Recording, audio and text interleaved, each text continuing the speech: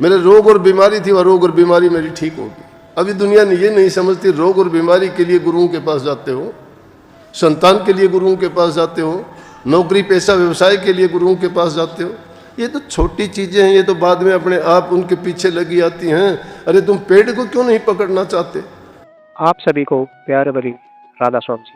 देखिए, जो आज का सत्संग का विषय है उसमें महाराज ने बताया कि कोई भी सेवक नहीं बनना चाहता, सब गुरु बनना चाहते हैं।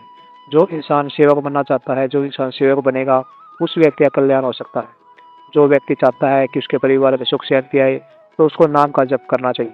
वो साथ ही सतगुरु महाराज ने बताया कि जो इंसान किसी साथ बुरा करता है, छल कपट करता है या छल कपट की कमाई खाता है, उस व्यक्ति का जीवन तो दुखी होता ही होता है, साथ में उसके परिवार में भी कभी सुख शांति नहीं आती। और साथ ही सतगुरु महाराज ने बताया कि कभी भी किसी का बुरा मत चाहो, अगर चाहो तो अच्छा चाहो, जितना उसके दूसरों का अच्छा करो, हित करो, परोपकार करो। क्योंकि जो व्यक्ति हित नहीं कर सकता वह नाम नहीं कर सकता, नाम नहीं ले सकता, और जो नाम जप नहीं कर सकता उस व्यक्ति का जीवन कभी सार्थक नहीं बन सकता। तो चलिए आप कीमती समय सत्संग को शुरू करते हैं। कृपया सत्संग को पूरा सुनकर पुण्य भागीदार उससे राधा।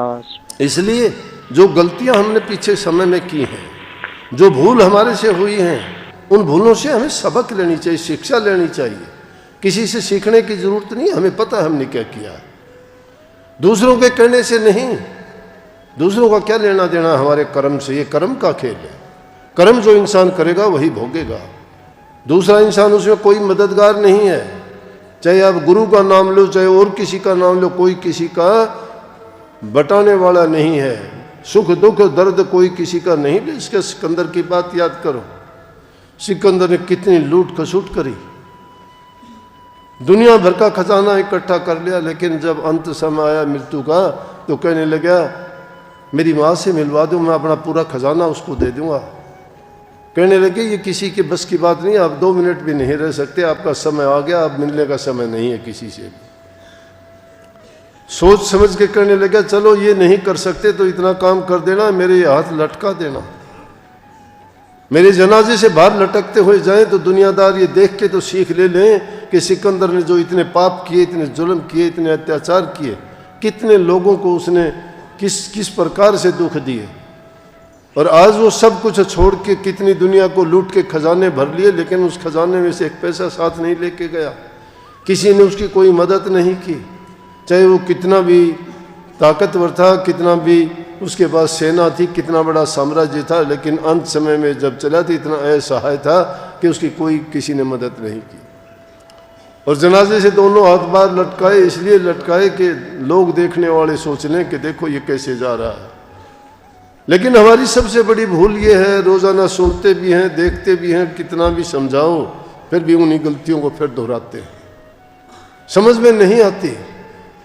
अच्छे रास्ते पे अगर चलते हो तो अनेकों बाधाएं आपके रास्ते में खड़ी हो जाती हैं। बुरा करने के लिए चलो, कोई बाधा नहीं है, कोई रुकावट नहीं है उसमें। चलते चलते कितनी बुराइयां कर लो। सत्संग इंसान के जीवन को बदलता है, सुधारता है। जब जीवन बदलता है, सुधरता है, तो वो गुणों से भर जाता है, अच्छाइयों से भर जाता है, वो परहितकारी हो जाता है, परोपकारी हो जाता है। जो परोपकार करता है, परहित करता है, हृदय में जिसके प्रेम होता है, उसकी आस्था विश्वास भी दृढ़ होता है। मैंने नहीं देखा कि कोई किसी को तकलीफ दे के, दुख दे के, किसी का बुरा करके उसने सुख भोगा हो। एक भी उदाहरण मेरे सामने ऐसा ला दो कि उसने ऐसा किया और उसने सुख भोगा, नहीं। अंत समय में बुरा होता ही होता है, लेकिन कह देते हैं, बहाने देते हैं कि समय बुरा करवा देता है। समय नहीं करवाता बुरा, इंसान ये बहाने लगाया करता है, उनकी ओट लेता है, आड़ ले लेता है, उनके पीछे छिप जाना चाहता है, उन बातों का नाम लेके करता स्वयं है, लेकिन बहाने और ढूंढता है। तो ऐसे बहाने ना बना के कभी भी क्या सोचते हो कि समय रुक जाएगा? इंतजार करते हो शुभ मुहूर्त का, क्या शुभ मुहूर्त का कोई समय आएगा? लगाते हो कोई वारों का, कोई तिथियों का, कोई टाइम का, कोई टाइम नहीं है। जिस घड़ी में, जिस वक्त में, जिस दिन में तुम्हारे अच्छे काम होने होते वही शुभ होता है। और जिस दिन तुम अच्छा सोच के करते हो, ये करते हो। आज क्या शादी करने के लिए पंडितों से मुहूर्त नहीं दिखाते? पंडितों से शादी करने का मुहूर्त दिखाते हैं, सब कुछ मिलाते हैं, लेकिन सब कुछ मिलाने के बाद भी शादी करने 2 दिन बाद ही शादी टूट जाती है। क्यों? क्या हो गया? विचार नहीं मिले।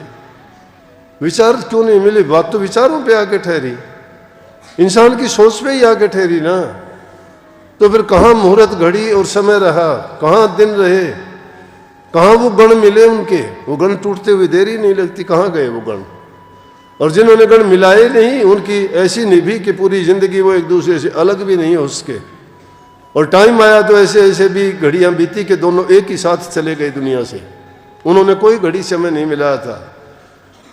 इसलिए इंसान के शुभ कर्म, उसकी अच्छी सोच और उसके शुद्ध विचार इंसान को शुद्धता की ओर, पवित्रता की ओर लेके जाते हैं। जिसका मन पवित्र है, उसके विचार अच्छे हैं, जिनकी सोच अच्छी है, जो चिंतन सही करते हैं अपने जीवन के बारे में। लेकिन हम अपने बारे में कम, दूसरे के बारे में ज़्यादा सोचते हैं कि कौन क्या करता है। अरे तुझे पराई क्या पड़ी, अपनी आप नमेड़, अपने ही इतने काम हैं कि उनके बारे में सुधार कर लोगे, सोच लोगे तो ही बहुत अच्छा है। और अच्छी नाम के बारे में कभी सोचते हो कि तुमने नाम ले लिया, तुम्हारा बेड़ा पार हो जाएगा नाम से? वो 5 नाम से, 2 नाम से, 1 मंत्र से बेड़ा पार होने वाला नहीं है। उस नाम में कुछ भी नहीं रखा है। अगर तुम्हारे अच्छे गुण नहीं हैं तो उसके लिए वो पहले ज़रूरतें हैं, वो योग्यताएं होनी चाहिए, वो आवश्यकताएं हैं। जब इंसान खेल तो खेलता है चोरी चारी का, खेल खेलता है छल कपट का, निंदा चुगलियों का, धोखेबाजी का, भ्रष्टाचार करता है, रिश्वतखोरी के काम करता है, सब प्रकार से अपने मन में जितने ऐब हैं वो भर रखे हैं, और फिर नाम लेके सोचता है मैं तर जाऊंगा। उसके लिए कोई नाम नहीं है, नाम मायने नहीं रखता। नाम की शुद्धता और पवित्रता को जांचना चाहते हो तो उससे तो इंसान का जीवन बदल जाता है। छिन्न में चढ़े छिन्न में उतरा, वो प्रेम नहीं होता, वो भक्ति नहीं होती, वो श्रद्धा नहीं है, वो विश्वास नहीं है, वो आस्था नहीं है। ये आस्था और विश्वास का खेल है, वो अटूट होता है, टूटता ही नहीं। प्रेम कभी नहीं टूटता, मित्रता कभी नहीं टूटती। मित्रता कहाँ हुई जो टूट गई? मित्र था ही नहीं, शिष्य भी नहीं था। अगर गुरु को छोड़ दिया तो सेवक वो बना ही नहीं कभी। सेवक धर्म निभाना आसान काम नहीं है। इंसान दुश्मनी निभा सकता है, प्रेम और सेवकाई बड़ी कठिन है। कोई सेवक बनना ही नहीं चाहता। सब अपने अपने लालच से, स्वार्थ से बंधे हुए हैं। जिसका स्वार्थ पूरा हो, लालच पूरा हो, उसकी ज़रूरतें पूरी हों, उसकी रोग बीमारियां ठीक हों। एक आदमी आके कहने लगा, ये अपने दीपक इंग्लैंड से आया, कहने लगा मेरे साथ एक था, दूसरा नाम कहीं और से ही ले रखा था उसने। अच्छा मिलता था, मैं राधा स्वामी बोलता, वो भी राधा स्वामी बोलता था, बहुत अच्छा। बोला एक बार मिला तो बाजार में, मैं बोला राधा स्वामी, बोला कि मेरे से राधा स्वामी ना बोलना आगे से। बोला यार पहले तो तू कहता था, मैंने वहाँ से नाम ले रखा है, बहुत बड़ा हमारा डेरा, बहुत बड़ा गुरु है, इसी नाम में मुक्ति है, ये नाम कल्याण कर देता है, ये नाम मिलने के बाद में इंसान के पास कोई कमी नहीं रहती, बड़ी शांति मिलती है, जीवन मुक्त हो जाता है। कितनी बातें तू करता था, आज क्या हो गया? बोला भाई मैंने आज और कहीं से नाम ले लिया, मेरी वहाँ तसल्ली नहीं हुई, दूसरी जगह से नाम लिया। क्या बताऊँ तेरे को, मेरे रोग और बीमारी थी, वह रोग और बीमारी मेरी ठीक होगी। अभी दुनिया ने ये नहीं समझती, रोग और बीमारी के लिए गुरुओं के पास जाते हो, संतान के लिए गुरुओं के पास जाते हो, नौकरी पेशा व्यवसाय के लिए गुरुओं के पास जाते हो। ये तो छोटी चीज़ें हैं, ये तो बाद में अपने आप उनके पीछे लगी आती हैं। अरे तुम पेड़ को क्यों नहीं पकड़ना चाहते? तुम तो काम में तो फंसे हुए चाहते, राम को पकड़ना हो, बड़े कामी हो, काम में फंसे हुए, काम दुनियादारी की ओर धकेलता है, लेकिन राम ऊपर की तरफ लेके जाता है इंसान को। ऊपर उठने का मतलब आकाश में नहीं, आकाश में नहीं, इन निचाइयों से, इन हीनता से, इन दुष्ट विचारों से उभारता है, वो ऊपर की ओर लेके जाता है, लेकिन काम उसको डबोता है। काम का मतलब कामनाएं, इच्छाएं इंसान की, उसकी तृष्णाएं, उसकी भूख गिराती है इंसान को। कितना भी लाख कोशिश कर लो, उसके लिए नाम कोई मायने नहीं रखता। कहने लगे क्या बताऊं, उससे तो नाम लेने के बाद में मेरा दर्द और पीड़ा थी शरीर में, वो भी दूर होगी। मैं कहने लगा वो तो किसी डॉक्टर से दवाई ले लेता तो भी ठीक हो जाती, फिर गुरुओं का नाम क्यों लेते हो? शरीर का रोग इंसान के कर्म का भोग है, गुरुओं को दोष क्यों देते हो? गुरु तो जिस रोग के डॉक्टर हैं, वैद्य हैं, वो अगम के हैं। उनके पास प्याला अमृत का है। वो प्याला पीने के बाद जीव अमर हो जाता है। वो दुनियादारी में फिर भटकता नहीं, उसको वो विचलित नहीं होता है। तो तू गुरु का हुआ ही नहीं वो कभी भी। और जो इस तरह की बात बनाने वाले होते हैं ना, जुबान से बहुत बोलते हैं, लेकिन कबीर साहब ने स्पष्ट ये बात भी की है, कोई बात ही नहीं छोड़ी। उन्होंने कहा कि जैसी पहली लगे उसी निभा दे ओढ़, अपनी तो क्या गिने वो तारे पुरस्कृत। जो पहले पहले बैराग लगता है ना इंसान को, बड़ा सोचता है, गुरु ही गुरु कहता है, नाम ही नाम करता है, बड़ा दिखाता है, दिखावा करता है। तो दिखावा करना क्या होगा, वो एक दिन वो दिखावा नहीं रहता फिर, क्योंकि दिखावा ऊपर का था, दिखावा जबान का था, मन का नहीं था। उसके मन के अंदर वो चीज़ नहीं उतरी थी। जिसके मन के अंदर उतर जाए, मन में तो मीरा जी के उतरी थी, उतार दो ना कोई भी, जहर दे दिया उसको भी पीगी, जो सांप पकड़ा दिया उसको भी पकड़ लिया, घर से निकाल दिया तो भी परवाह नहीं है, बेपरवाह। जिसको वो बैराग लगता है, उस बैराग को कोई परवाह है क्या? कितनी कही राणा जी ने कि तूने तो नीची जाति का गुरु बना लिया, हमें लाज आती है, हम राजपूत घराने के और तुमने नीची जाति का गुरु बनाया।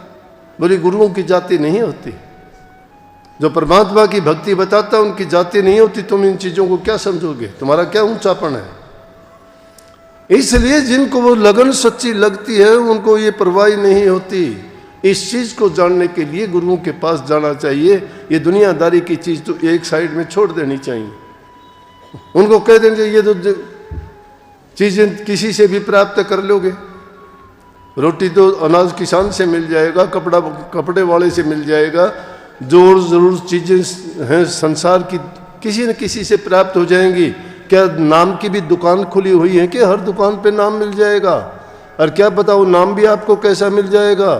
गुरु पूरा नहीं, नाम पूरा नहीं। जिसने नाम खुद नहीं जाना है, गुरु की सेवा जिसने नहीं की, गुरु के दर पर कभी एक मिनट टिका नहीं, गुरु के सन्मुख कभी कोई रुका नहीं, वो नाम दे देगा? कहाँ से नाम दे देगा? किसका नाम दे देगा? कौन सा नाम होगा वो? कौन सा नाम होगा? वो नाम भी ऐसा ही जबानी जमा खर्च का होगा। अरे किसी से तुम तो कोई चीज़ लेके लाके रख देते हो, उसको बनाते ही नहीं हो, रखी रहो, पूजा करो उसकी। चेक दे दिया किसी ने, पूजा करते रहो, मैं अरबपति हूँ, अरबपति है तू, लेकिन क्या काम आया तेरा? रखा है वो कागज़, तो उसको भुना लेता, उसको कैश करवा लेता तो अरबपति था, काम लेता उससे। नाम तो बड़ा कीमती है, नाम कोई झूठा नहीं है, लेकिन जिस नाम को कमाया ही नहीं है तो वो नाम क्या काम करेगा आपके लिए?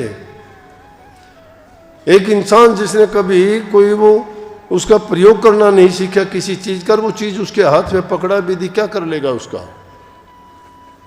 इसलिए महापुरुषों के पास जब जाते हो तो ये चीज मन में ना लेके जाओ, ये तुम्हारे के मुझे ये मिल जाए, मुझे ये मिल जाए, मेरा ये हो जाए। मैं कहता हूँ कि अरे जहाँ संतों की शरण में चले गए, तुम्हें ज्ञान आ गया, तो तुम तो उन चीज़ों से उपरामता प्राप्त कर लोगे। मुझे ये नहीं चाहिए, जब तक तुम्हारी चाहना है मुझे ये चाहिए, ये चाहिए, तब तक ना सेवक हो ना भक्ति के रास्ते पे चले हो। लेकिन अगर सच्चाई के रास्ते पे चल पड़े तो तुम्हारा ये मांगने की भी जरूरत नहीं रहेगी, वो अपने आप आएगा। तुम कहोगे क्यों आता है, क्यों आता है? अब पिछले दिनों में नेपाल गया था, नेपाल गया तो वहाँ काफ़ी सत्संगी थे, सब ने एक हवाई जहाज कर ली, और एक जगह से दूसरी जगह जब गए तो एक लड़की अपनी सत्संगी थी, उसने 11 लाख रुपए का चेक दिया। बोले 11 लाख रुपए का चेक है जी, मैं देना चाहती हूँ, खर्चा बहुत लगता है। मैं बिल्कुल सच्ची बात है। गया तो मैं महात्मा बुद्ध की जन्मभूमि में था, मेरी बहुत इच्छा थी कि मैं देख के आऊँ, इसलिए मैं कपिल वस्तु में महात्मा बुद्ध पैदा हुए थे लुम्बिनी में, उस जगह गया।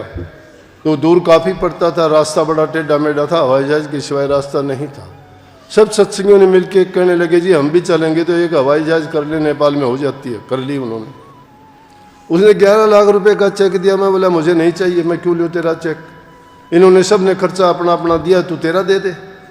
बोली नहीं जी इतना खर्चा लगता है तो आप कहीं भी लगा। मैं क्यों लगा दूँ जब इन्होंने लगा दिया?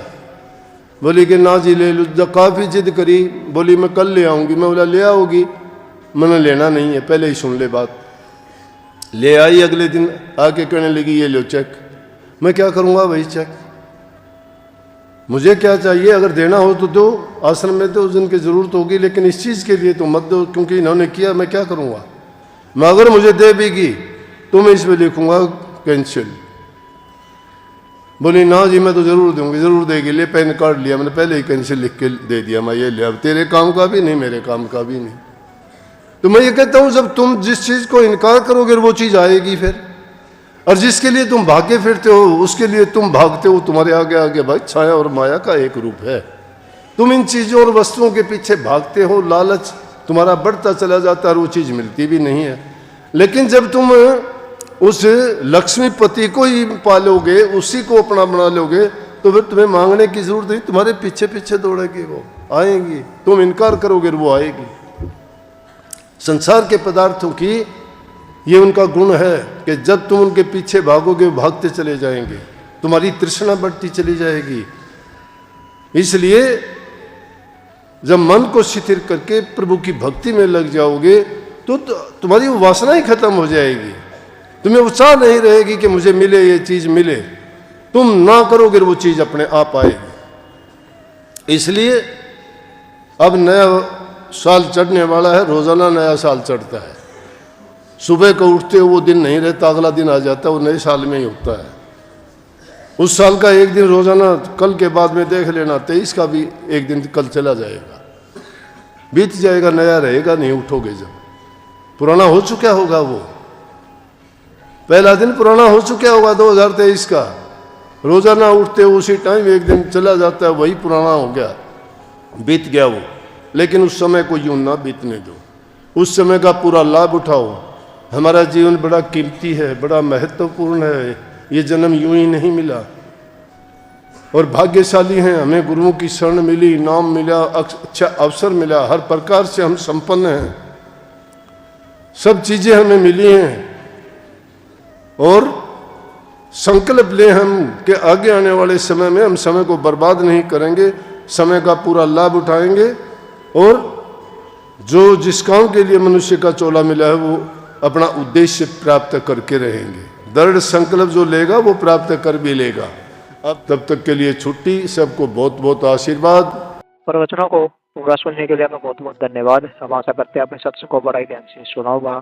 तो जैसे पहली सत्संग जी आपने सत्संग में सुना, महाराज ने बताया कि हमेशा हित कीजिए, अच्छे कर्म कीजिए। अगर आप अच्छे कर्म करोगे तो आपके जीवन में सब कुछ सफलता ही मिलेगी, सुख भी मिलेगा और सब शांति भी मिलेगी।